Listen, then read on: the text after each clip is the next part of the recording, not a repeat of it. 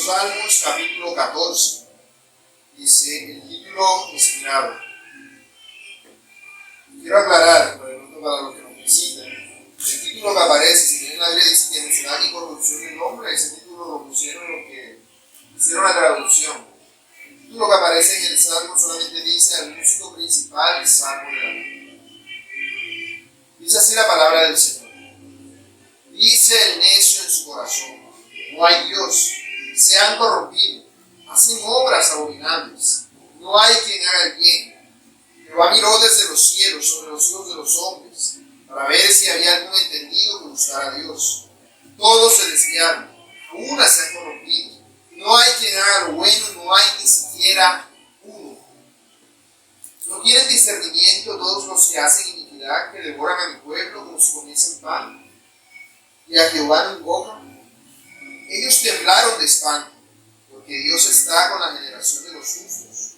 Del consuelo del pobre se han burlado, pero Jehová es su esperanza. Oh, que de Sión saliera la salvación de Israel. Cuando Jehová hiciere volver a los cautivos de su pueblo, se gozará Jacob y se alegrará Israel. Vamos a orar una vez más, a pedir al Señor que nos ayude a estar centrados en la exposición de su palabra. Amado Dios, Padre Todopoderoso, te alabamos y te bendecimos, porque tú eres fiel y veraz. Tu palabra nunca falla y nunca falta, Señor. Tú eres perfecto en todos tus caminos, y todo lo que dices y haces es verdad. Señor, ayúdanos, por favor, a obedecerte y a hacerte fiel a ti. Háblanos, Señor, a través de tu palabra. Tú ves en cuenta, Señor, las debilidades del predicador. Pues yo que soy el predicador en este momento, Señor, soy un hombre débil. Señor, todo tipo de pasiones y debilidades como todos los demás.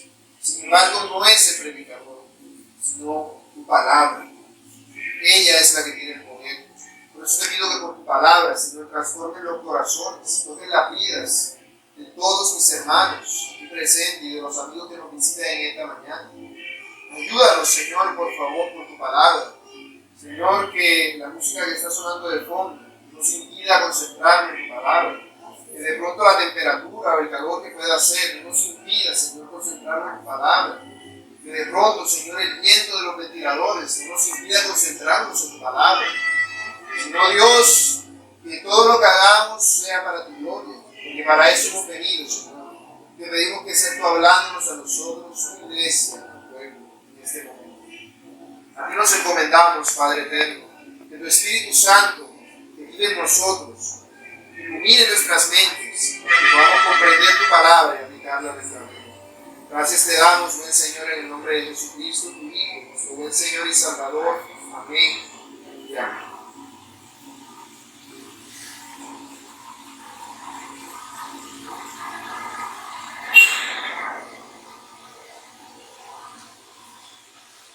Muy bien.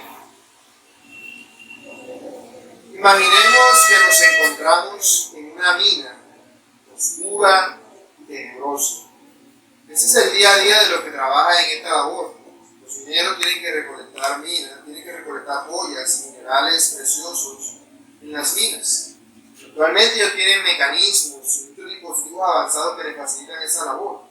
Pero anteriormente, algo que ellos solían utilizar, no sé si todavía aquí en Colombia se usará, es que solían llevar un ave, una jaulita con ellos.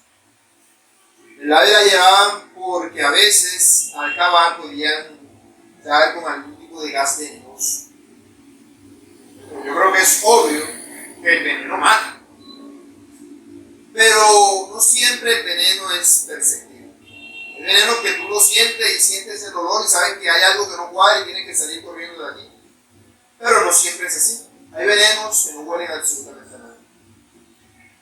El que los mineros solían encontrarse en este tipo de labores es un veneno mortal e incoloro. De tal manera que ellos podían estar expuestos al veneno y no darse cuenta de que estaban envenenados.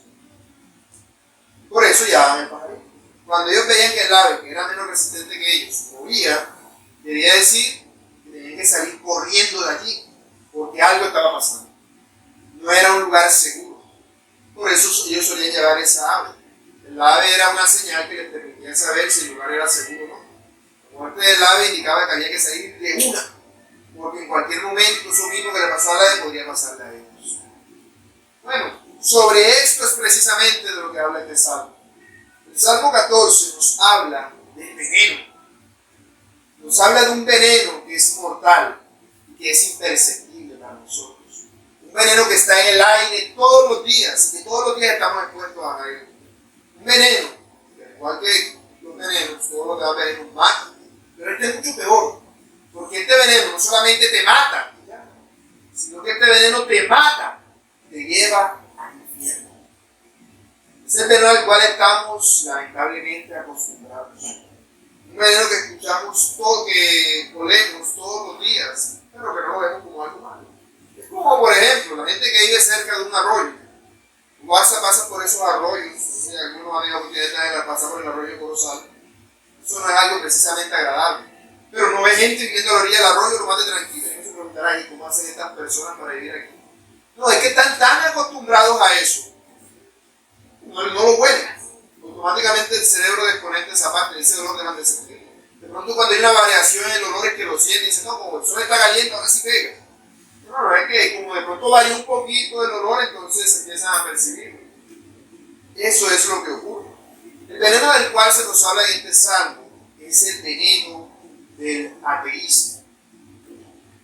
El veneno del ateísmo, el cual nos he presentado aquí por el rey David, salmista. Recordemos que los salmos, lo dije muy mal hace 15 días, son oraciones, son canciones, son poesía, son las tres cosas a la vez. Por lo general, a veces no todo el salmo es una oración, pero por lo general casi todos los salmos son oraciones desde el inicio al final. No siempre, a veces empiezan haciendo como una meditación y luego entran a la oración como tal.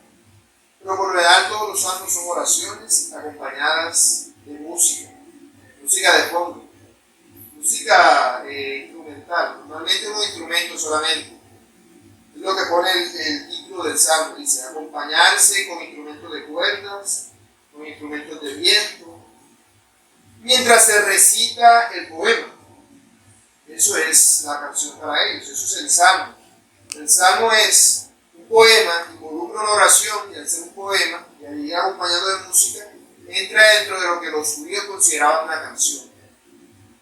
Así era para ellos. Para nosotros las canciones tienen que ver con ritmo, de pronto con frases que concuerdan, con una cantidad determinada de sílabas. Para ellos tienen que ver con paralelismos. Los salmos están llenos de eso, paralelismos. ¿Qué es paralelismo? Una idea que se ve. No juegan de pronto con la posición de las palabras, para que rime, como dice uno, sino para que sean paralelas las frases. A veces que las frases son paralelas y a veces que son antitéticas, es decir, que un versículo dice una cosa y otro versículo dice lo contrario. A veces son semejantes, a veces llevan la misma idea. En este caso vemos claramente la misma idea.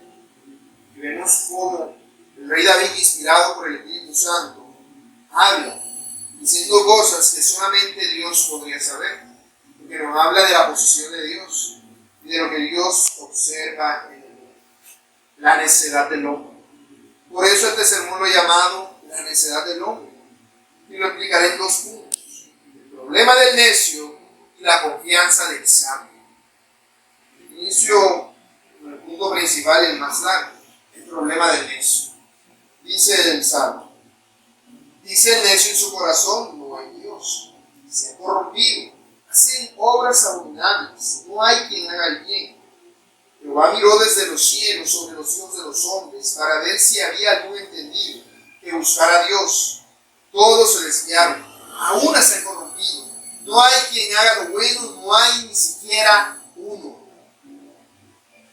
Ante este pasaje, lo primero que debemos preguntarnos es: ¿quién es el necio?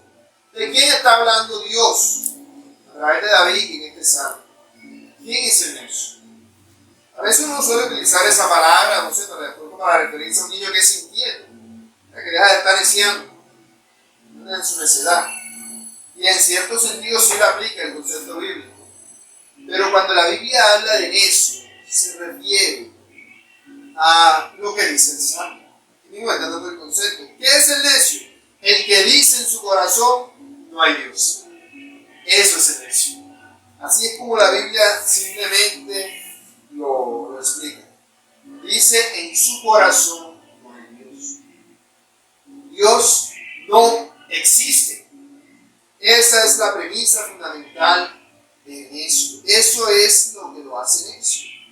Por eso es que entendemos la palabra necio como la Biblia la presenta. Constantemente en muchos pasajes de la Escritura se hace alusión al necio, sobre todo en Proverbios. ¿Quién es el necio? Una persona que dice que Dios no existe.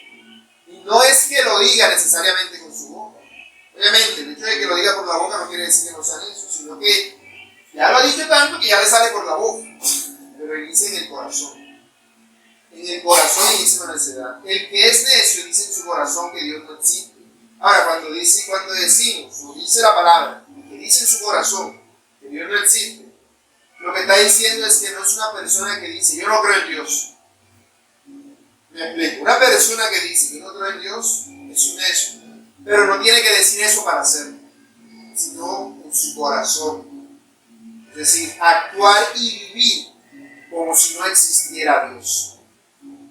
Eso es el necio. No es solamente decir, yo soy ateo, no, sino vivir como ateo. Yo les aseguro que hay muchos en misa en este momento que son ateos. Tú les vas a compartir el evangelio y te dicen, yo soy católico. Bueno, no te lo dicen porque ellos crean en los dogmas del catolicismo, ni sabrán cuáles son los dogmas del catolicismo, muchos de ellos. Simplemente te lo dicen porque están diciéndote, yo creo en mi Dios, tú en el tuyo, y no quiero que me hables nada de tu Dios. ¿Tu Dios cuál es? ¿El de la Iglesia Católica? Sí, ese. ¿No saben cuál es el de la Iglesia Católica? Sí, porque así es, uno lo bautiza. Cuando es pequeñito, que vecino no sabe ni hablar, no sabe decir nada, le echan el agüita en la cabeza, ya por eso te vas a ir al cielo. Ya por eso eres católico, supuestamente. Pero no aprendes absolutamente nada de Dios. No sabes absolutamente nada de Dios. ¿Cómo vas tú a creer en Dios si no sabes nada de Dios? No se puede. El ejemplo que le ponía a alguien al evangelizar ayer era, por ejemplo, el de que estás sentado en la terraza de tu casa y llega tu mejor amigo de toda la vida y te dice, hey, mira, préstame ahí 10,000 pesos que me va a costar el recibo de la luz, no tengo plata. ¿Será que tú me lo prestarás? Y teniendo a la persona dinero en su bolsillo y siendo su amigo de toda la vida, ¿no se lo prestará?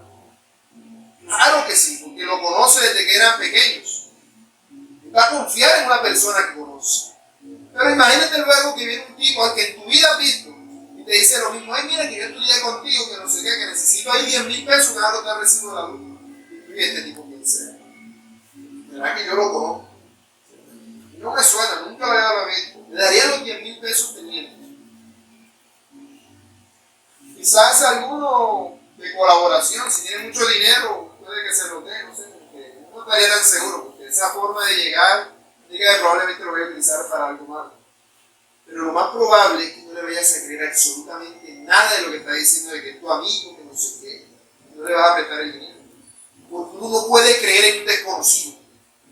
Yo no puedo decir, yo creo en Dios. ¿Quién es Dios? El que nos hizo, nuestro Padre. Que no. Solamente son palabras, palabras y palabras. Palabras que utilizamos para engañar a otros, para engañarnos a nosotros mismos. La palabra de Dios dice en el primer versículo de la Biblia, en el principio creó Dios los cielos y la tierra. ¿Qué dice el necio? En el principio no había nada y la nada explotó. Y de ahí salió todo bien organizadito, bien bonito y en orden. Lo conocemos acá. Déjenme decirte que si una persona cree eso, tiene más fe que uno que cree en Dios. Mucho más, necesita mucha más fe creer que de la nada salió todo. Explotó un día la nada y de ahí salió todo. Eso requiere mucha más fe que creer en un Dios que todo lo que tú ves está diciendo existe. Porque tú lo dices, pero ¿y Dios por qué no se aparece? ¿Quién eres tú para que Dios te aparezca? Imagínate que tú estés en tu casa y estés desayunando, teniéndote el café tinto, no sé, café con leche, y vas a la hormiga, ve el caminito de hormiga por ahí, y la hormiga preguntándose, ¿y quién es el hombre? ¿Por qué no se me aparece? Y tú vas a responder a una hormiga. No te das cuenta la pizza de la mano. Eso es algo insignificante. Y tú no tienes por qué rendirle cuenta a las hormigas. Dios no tienes por qué rendirte cuentas a ti, por qué estar diciendo yo aquí estoy. También mira todo lo que yo he hecho. Observa lo que yo he creado. ¿Tú qué crees que se hizo solo? Aquí hay muchas personas en la tierra que son ateos, pero en el infierno no hay ni uno. En el infierno no hay ningún ateo, porque ya todos saben que era verdad lo que se les estaba diciendo, que Dios existe y que nos iba a echar. Los demonios mismos, ningún demonio es ateo. Ninguno. Nosotros encontramos en la palabra evidencia de que así es. Por ejemplo, veamos un momento a Mateo 8:29, veamos lo que aquí dice. Yo puedo citarle el texto donde dice que los demonios creen y tiemblan, pero veamos un texto más práctico. Mateo 8:29.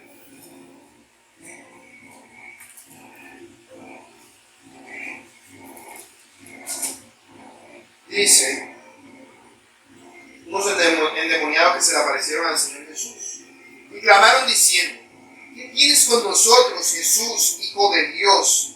Has venido acá para atormentarnos antes de tiempo. ¿Qué estamos viendo aquí? A unos demonios hablando. En la Biblia. Y esta es la palabra de demonio, que es palabra de Dios. Dios quiere que lo sepamos. ¿Qué se nos está diciendo allí? Bueno, de lo que estamos hablando podemos inferir 4 cosas. Primero, que los demonios reconocen a Dios. Él nos dice: Jesús no existe. ¿Tú quién eres? Tú no existes. Ellos reconocen a Dios. También vemos que reconocen a Cristo como el Hijo de Dios.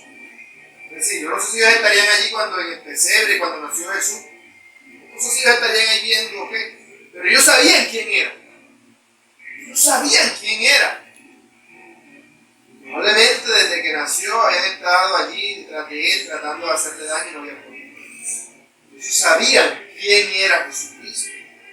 Pero además de eso dice que ellos hablan de que el Señor ha venido a atormentarlo antes de tiempo.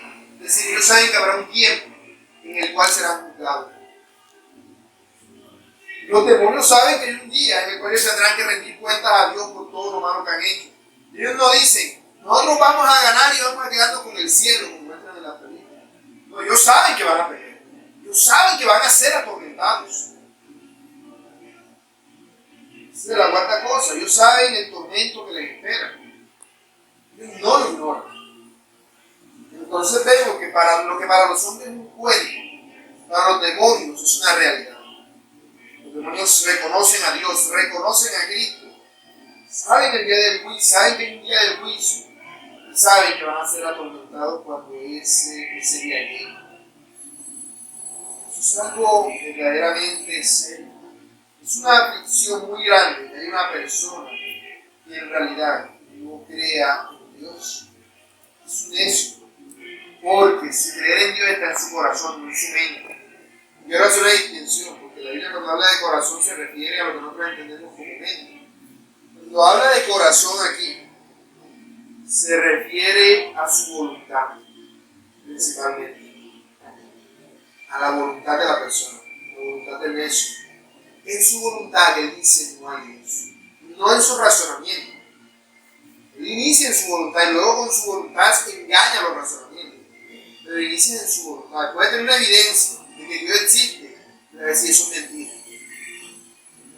Por eso el Señor Jesús dice: aún si el muerto sale de la tumba caminando y se anda el esqueleto y se le pone la carne y sale la persona caminando, a decir: esto es un truco, esto es un engaño.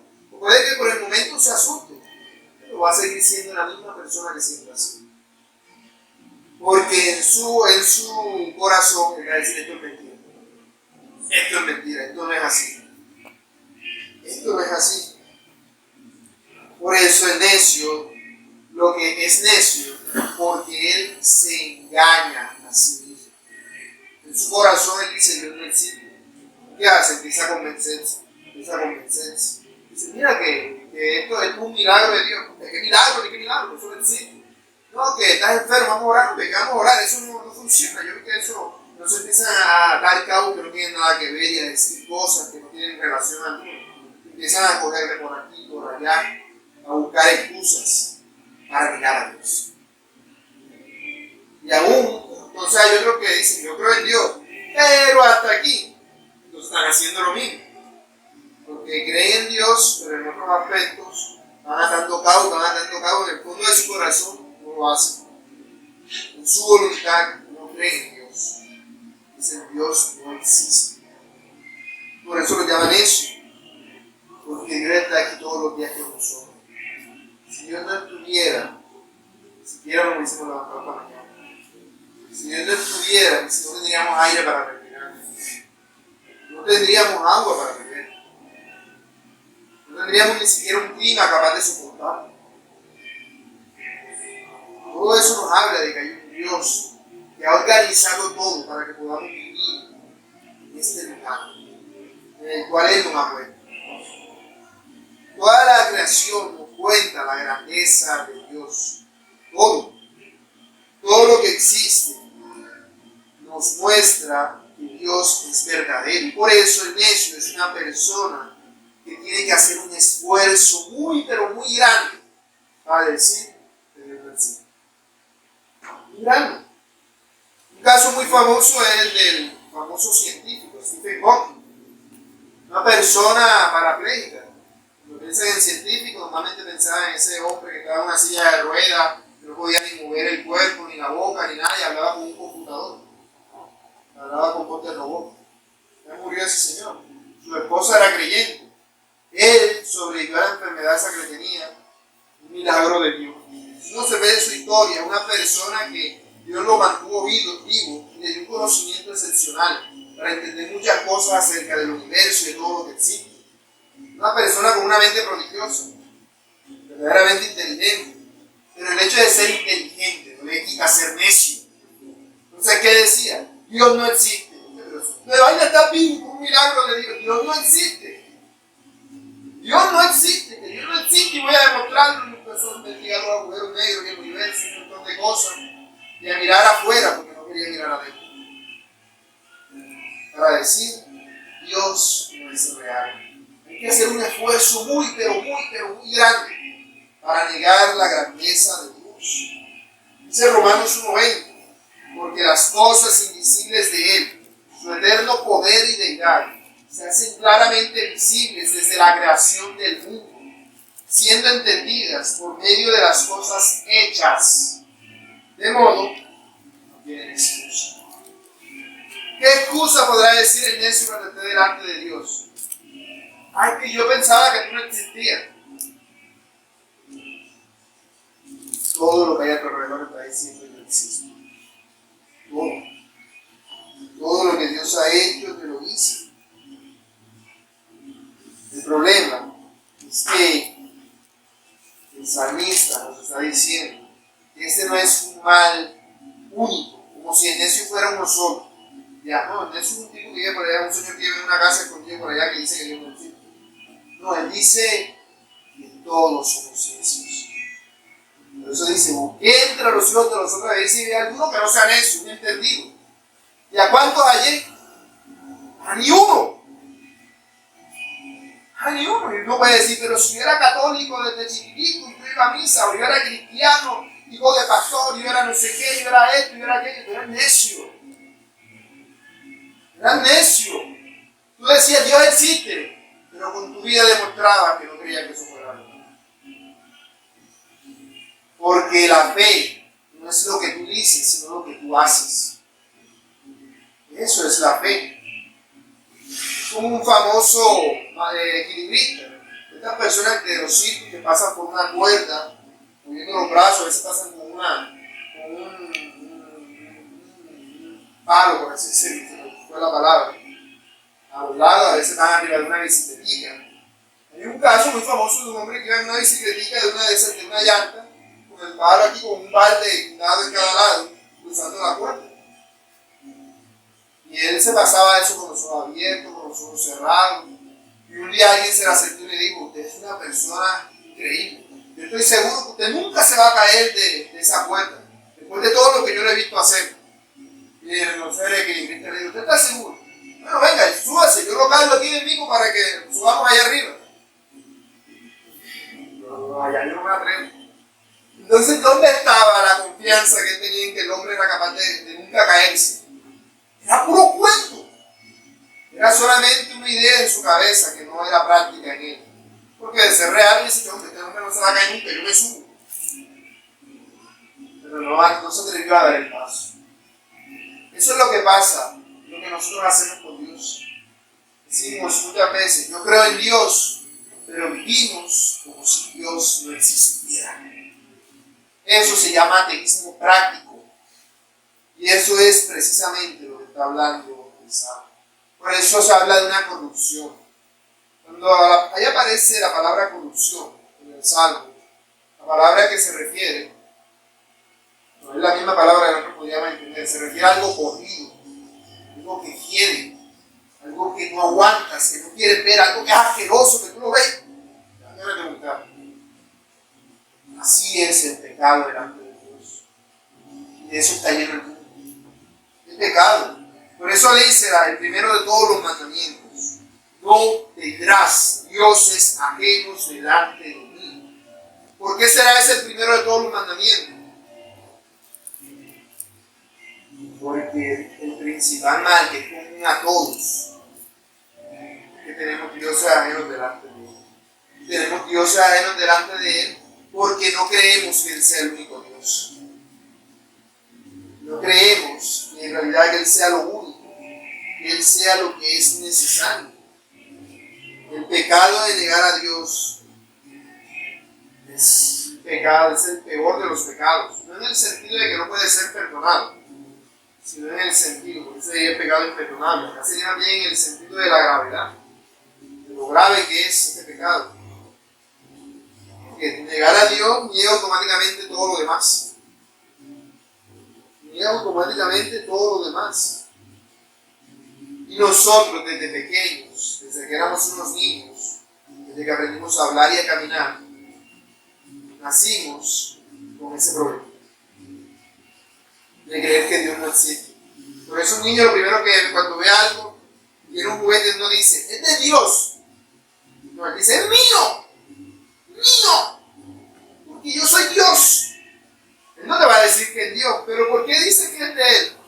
Porque Él no va a reconocer que todo lo que tiene es gracias a Dios. Es mío. Ese es el pecado. Nosotros nos acostumbramos a eso, nacemos así. Y vemos a las demás personas así también. ¿Qué es lo que va a pasar? Si tú estás mal y todos los demás también están igual, lo malo que hay en ti se crece de gran manera. Y uno crece así. Por eso es tan difícil hacer la voluntad de Dios. Porque es que nosotros no conocemos a Dios. ¿O quién se imagina el cielo? El cielo nos dice que no habrá ladrones, ni habrá ningún tipo de peligro, no será necesaria apuesta, ni nada de eso. En las casas no habrá peligro, no habrá mentira, no habrá engaño. Ahora, yo no me imagino cómo es una sociedad así. ¿Por qué? Porque es inconcebible. Toda nuestra existencia hemos crecido siempre rodeados de pecado, rodeados de la idea de que Dios no existe. Dios no existe. Le dicen, esta es la semana de Dios. Entonces, como es la semana de Dios, antes por lo menos hacían algunos tipos de rituales y liturgias. Ahora vamos a ver parranda santa. Vienen a tomar y a beber y a hacer todo tipo de cosas. ¿Por qué? No me preguntan que si Dios existe, te van a decir que sí. Pero con sus hechos demuestran lo contrario. No hay un Dios en los cielos. Y si lo hay, tiene que rendirse a mí porque yo soy buena gente. Yo soy el que manda aquí. Soy el chacho, el protagonista. Pero Dios. Eso es lo que hace en eso en su corazón. La corrupción es algo global y nosotros estamos tan acostumbrados a ella que no nos damos cuenta. Algo imperceptible. Es un veneno que mata.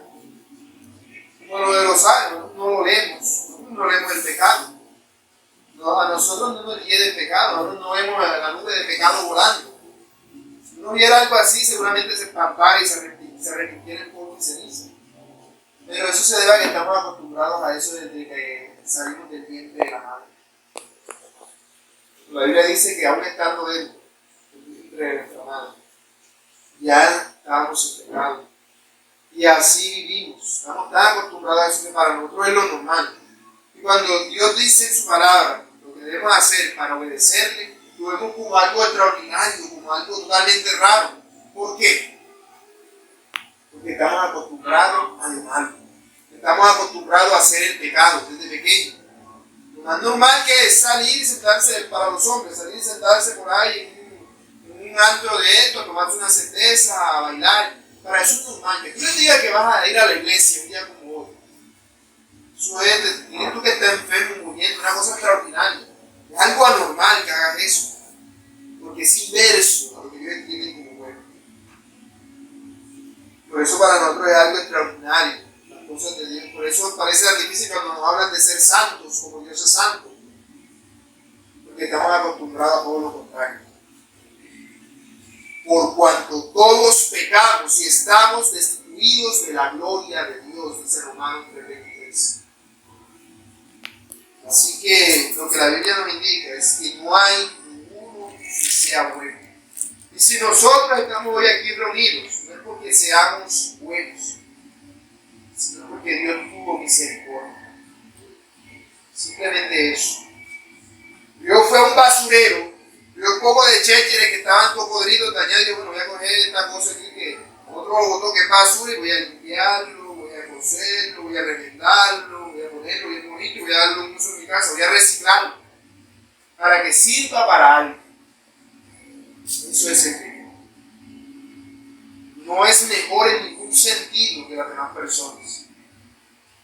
Simplemente que Dios en su misericordia, bueno, aquí hay un poco de basura, voy a coger esta basura que soy yo, vamos a reventarlo aquí, vamos a hacer una macetita aquí para poner la plantita en mi casa que sea bonita y sirva para algo, cumple una función. Eso es el pecado. No es por nada que es bueno que haya en nosotros. La Biblia lo dice textualmente en Romanos 3:9. ¿Qué pues? ¿Somos nosotros mejores que ellos? Y esto lo digo porque hay muchos que se creen cristianos y se creen que son mejores que el resto de las demás personas, que vuelan, que nadie los puede tocar. Son los ungidos, los super santos.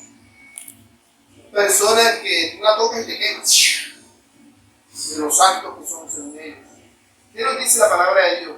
Nosotros no somos mejores que ellos.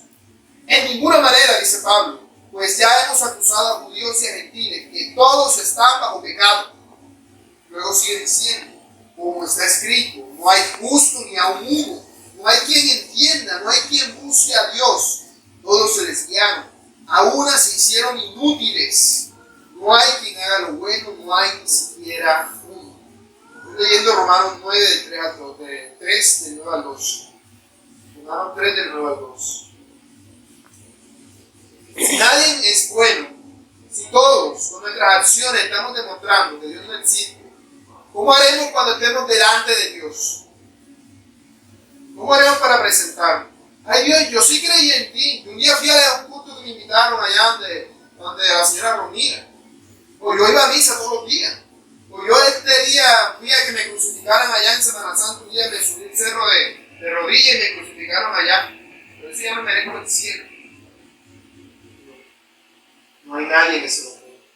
No hay justo ni aún uno. Dice la palabra, no solamente allí, que está citando el Salmo. Porque nuestro Dios es fuego consumidor, dice Hebreos 12:29. ¿Qué significa esto? Que Dios no tolera el pecado.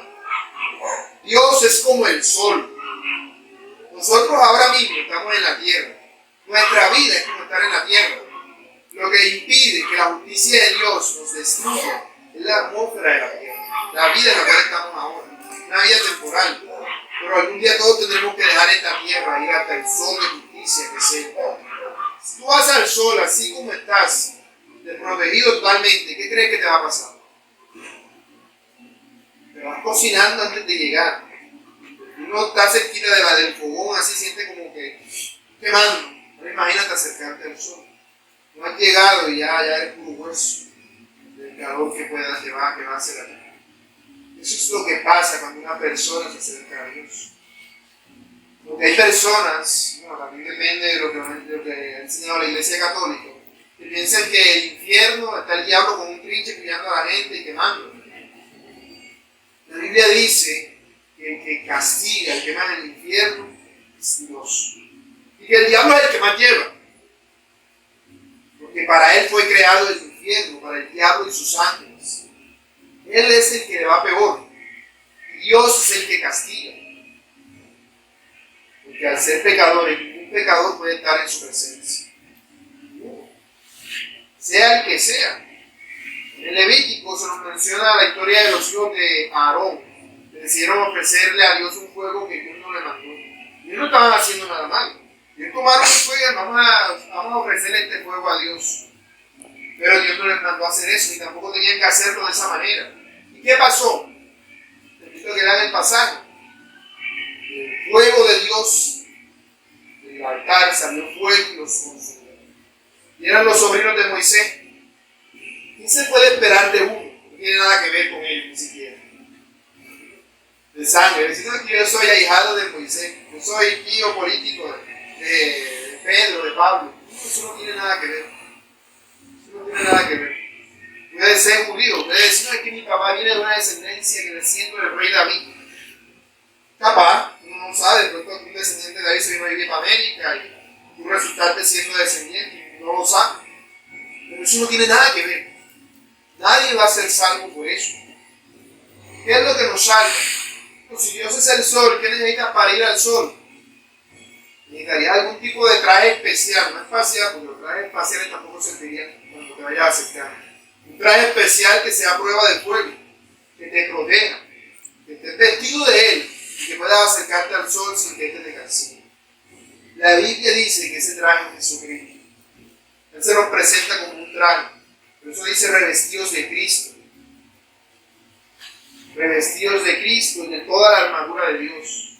Porque eso es lo que nos guarda de la ira de Dios, que es santo, santo, santo. Porque no hay nadie que sabe. No hay ni siquiera uno en el mundo que haga la voluntad de Dios. Segundo punto, la confianza del sabio. Sigue diciendo el sabio. ¿No tienen discernimiento todos los que hacen iniquidad, que devoran a mi pueblo como si comiesen pan y a Jehová no invocan? Ellos temblaron de espanto, porque Dios está con la generación de los justos. Del consejo del pobre se han burlado, pero Jehová es su esperanza. Vemos que algo que el necio sigue haciendo es devorar a los justos, como si comieran pan. Porque si hay una razón por la cual las personas no quieren creer en Dios, porque es eso, que no quieren, es porque lo aborrecen y lo odian. Lo aborrecen. Por eso todos los científicos, todo el mundo dice que Dios no existe. Lo más normal es que las personas tiendan a eso, a decir Dios no existe. ¿Por qué? Porque si Dios existe, quiere decir que hay uno al cual tú tienes que rendirle cuentas. Uno ante el cual tú tienes que presentarte. Yo como estoy aquí viendo chévere, yo me hago el loco, no tengo nada que ver con eso, hasta el día que esté delante de Él. Entonces ellos viven y aborrecen a Dios. Lo aborrecen. De tal manera que si tú persistes en mostrarles a Dios, ellos van a querer crucificarte, como lo hicieron con Dios cuando vino en persona. Van a decir, crucifícalo. Van a querer atacarte, van a querer calumniarte, van a querer injuriarte, van a querer hacerte daño a ti y a tu familia. Si tú perseveras haciendo la voluntad de Dios. ¿Por qué?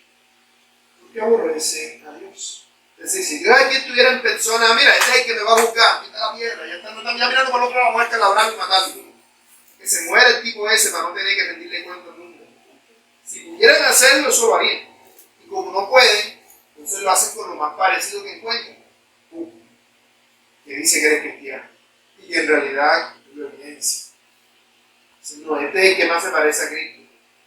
Lo odio. Tú les hablas de Dios enseguida, como dice por ahí, como cuando la gallina cuando se peluca. Se alza enseguida y se le para. Y automáticamente se pone en modo de defensa. Arisco y dispuesto para la batalla. Porque ha seguido insistiendo en que tendrá que rendirle cuentas a Dios. Está viendo a Dios en ti. Y eso va a llevarlos a atacarte a ti. Si es que en realidad has creído en Dios. Y eso es lo más normal del mundo. porque así lo hicieron con el Señor Jesús. Normalmente nosotros pensamos en Jesús, pero cuando pensamos en Jesús, pensamos más que todo en los milagros, en las cosas que hizo, en señales prodigiosas. Más, usted ve una de estas películas que dan ahora en Semana Santa, te muestran a Jesús haciendo milagros y de pronto muestran alguna que otra frasecita que haya dicho, algo como puntual. Pero hay muchas cosas que no dicen y que dicen. Lo que él enseñó, procuran, si lo dicen como resumido y disfrazado, para que no lo escuches. Las películas no evangelizan, no tienen salvación. Pero eso no ve a Jesús en las películas y hasta se imagina blanco, mono o azul. Así hay gente que se imagina a Jesús de esa manera. Como si los judíos en ese tiempo fueran así. Los personas que viven en ese sol no tienden a ser blancos siempre. Son imágenes que vamos creando. Son imágenes incorrectas. La imagen correcta de Jesucristo es la de un creyente. Es la de un creyente. Por eso muchas personas, las multitudes seguían a Jesús para ver sus milagros. Pero cuando se levantaron contra él, las multitudes, las mismas multitudes que buscaban sus milagros, gritaron: ¡Crucifícale! ¡Crucifícale! Que su sangre sea sobre nosotros y sobre nuestros hijos. Dijeron ellos. ¿Por qué? Porque Dios querían deshacerse de Dios. Es así. Él mismo lo dice en Juan 15, 18. El mundo me aborreció a mí antes los aborreciera a vosotros. El cristiano va a ser aborrecido por el mismo. Va a ser aborrecido por el mismo.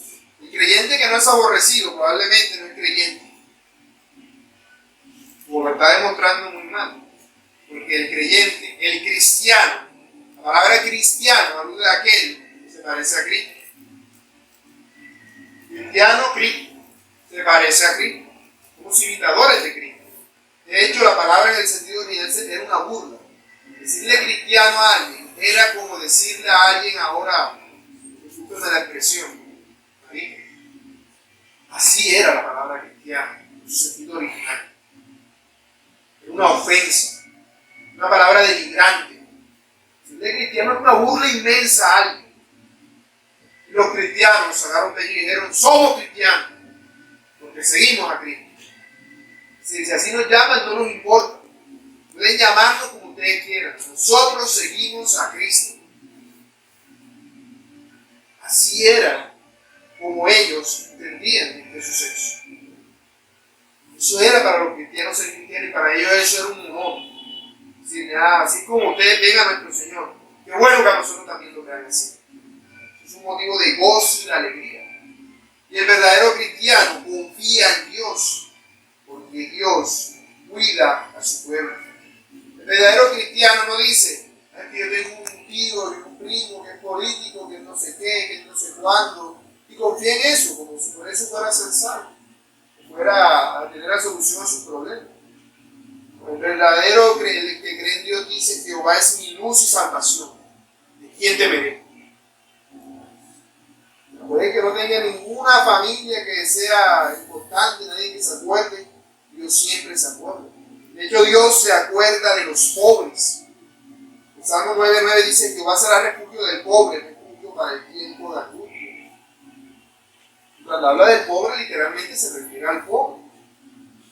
El pobre se refiere a la persona que no tiene absolutamente nada. Claro, ahora uno le pregunta que si es pobre y dice que sí, yo soy pobre. Pero comparado con un pobre, es una persona que no tiene ni un techo, ni ropa, ni nada para comer. Pero tienes así sea un trocito de yuca, así sea en el día, tienes algo que comer. Cuando la Biblia habla de pobre, se refiere a lo que nosotros podríamos entender esas personas que pasan por la calle, no tienen ropa y no tienen absolutamente nada. Eso es lo que la Biblia habla de un pobre. Dice: Dios es refugio de ellos. Si uno de ellos clamara de corazón, ciertamente Dios lo ayudaría en su situación de pobreza. Pero el asunto es que Dios mira mucho más allá, porque Él habla de los peores pobres. ¿Cuáles son los peores pobres? Los que son pobres de espíritu. Ser pobre de espíritu significa reconocer que no tengo absolutamente nada para comprarme el favor de Dios.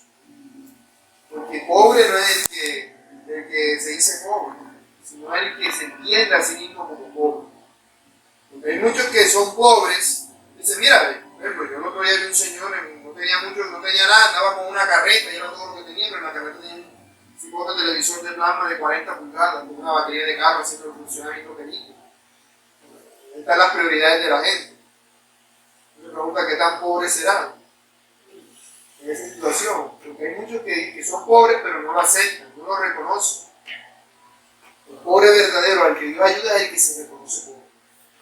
Y el pobre de espíritu es el que dice, yo soy tan pobre que yo no merezco que Dios me dé absolutamente nada.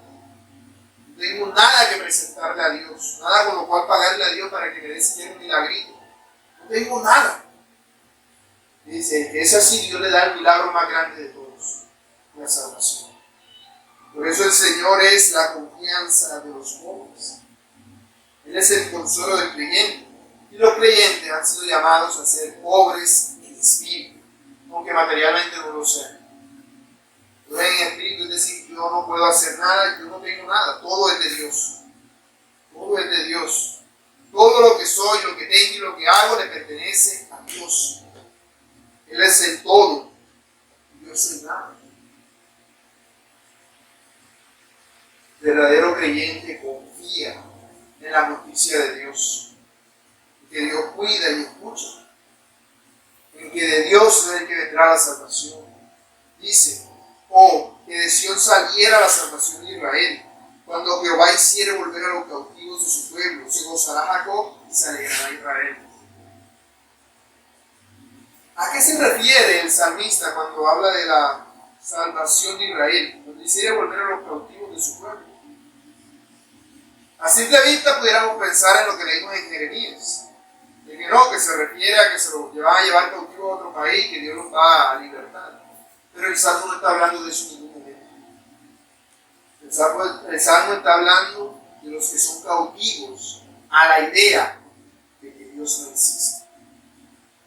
¿Por qué a Israel le pasó todo eso? ¿Por qué Israel fue llevado cautivo a otro país? Porque decían que creían en Dios, pero en realidad no lo hacían. En realidad sus acciones no tenían nada que ver con Dios. Por eso Dios se apartó de ellos. Porque ellos desecharon a Dios y Dios los desechó a ellos. Lo que el salmista está clamando es que venga la salvación de Israel. ¿Cuál es la salvación? Que venga el Mesías. Que venga aquel que nos libre de la cautividad del pecado. Ese es el problema, el pecado, que nos lleva a pensar que Dios no es real. Dice, ojalá viniera Él, y entonces se gozará Jacob y se alegrará Israel. Y esto es algo que debemos entender. ¿Quién es Israel? Porque cuando pensamos en Israel, vamos al pueblo del Antiguo Testamento. Pero aquel pueblo del Antiguo Testamento ya no existe. No puede decir, hombre, ¿cómo que no existe? Si Jerusalén está allá, ya tiene un templo y la vaina, están así, tienen muchos lugares donde estaba el templo y la ciudad y todo eso. Sí, pero ese pueblo, tal cual Dios lo instituyó en los tiempos de Moisés, eso se acabó en el año 70 después de Cristo. Dice que del templo no quedó piedra sobre piedra, como Jesús lo profetizó. Todo eso fue destruido. Y la ciudad no pudo volver a ser reconstruida. La ciudad de Jerusalén no se reconstruyó. La ciudad que construyeron ahora es una ciudad que está al lado. La misma ciudad antigua, esa no la reconstruyeron. No lo han hecho. No pueden. De hecho, en el siglo 300 hubo un emperador romano que, queriendo burlarse de Dios, dijo, vamos a reconstruir Jerusalén. Y vamos a apoyar a los judíos para vengarnos de los cristianos. Porque los cristianos eran un problema muy grande para él. ¿Qué dijo el emperador? Voy a reconstruir Jerusalén y voy a ayudar económicamente a todos los judíos para que se regresen a su patria. Para que regresen. Porque yo leí en las escrituras, y decía el emperador, que Jesús había dicho que esa ciudad ya no sería reconstruida. Y se propuso reconstruir Jerusalén. Y cuando estaban reconstruyendo Jerusalén, hubo un terremoto. Y todo lo que estaban haciendo se vino abajo, y todo lo que estaban trabajando, la gran mayoría murió. Y entendieron, este señor que odiaba a Jesucristo, era la voluntad de Dios que reconstruyera Jerusalén. Jerusalén no está construida, la actual Jerusalén no está reconstruida sobre la antigua Jerusalén. Una ciudad que está al lado, sí, ellos le llaman la antigua ciudad, pero la ciudad esa no la han reconstruido. Según la Biblia no la van a reconstruir.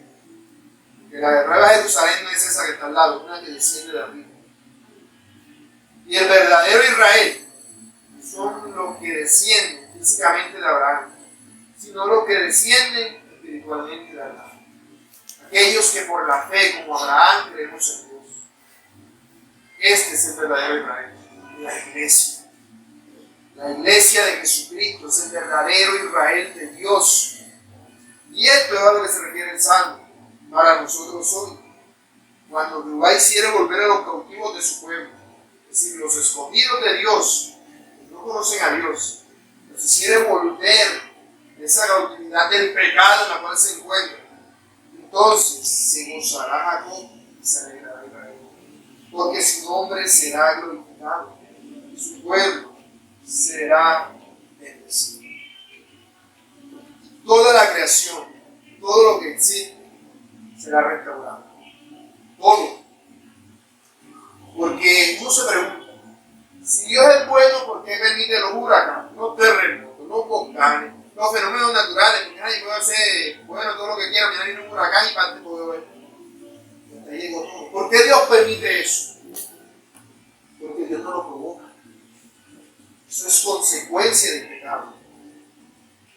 El mundo entero está bajo la autoridad del ser humano. El ser humano fue puesto en la tierra como representante de Dios. Pero al ser humano apartarse de su responsabilidad ha manchado la tierra con pecado. Dice que cuando Dios le reclamó a Caín por haber mandado a Abel, le dice: la tierra clama a mí por la sangre de tu hermano. ¿Qué significa eso? Que la creación entera clama por el pecado. Porque venga la justicia de Dios, porque llegue el día de Jesucristo. Eso lo dice en Romanos 8:20 hasta el 23, lo voy a leer. Dice: porque la creación fue sujetada a vanidad, no por su propia voluntad. Es decir, no es que la creación quiso ser así, no, sino por causa de que la sujetó en esperanza, porque también la creación misma será libertada de la esclavitud de corrupción a la libertad gloriosa de los hijos de Dios.